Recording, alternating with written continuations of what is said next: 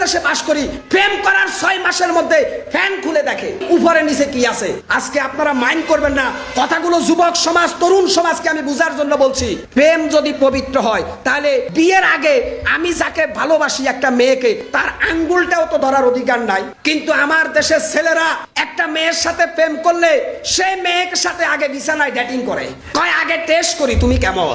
এর নাম প্রেম নাকি এর নাম জেনা? আমি আজকে আমার সম্মানিত মা বোনদেরকে বলবো, সম্মানিত আমার মেয়ে আছে মেয়েদেরকে বলবো, যেই ছেলে তোমাকে ভালোবাসবে সেই ছেলে বিয়ের আগে কখনো তোমার শরীর টাচ করতে পারে না। যেই ছেলে একটা মেয়েকে বলবে আমি তোমাকে জীবনের চাইতে বেশি ভালোবাসি, যদি সত্যিকারের প্রেমিক হয় ছেলে, কখনো মেয়ের হাত ধরবে না।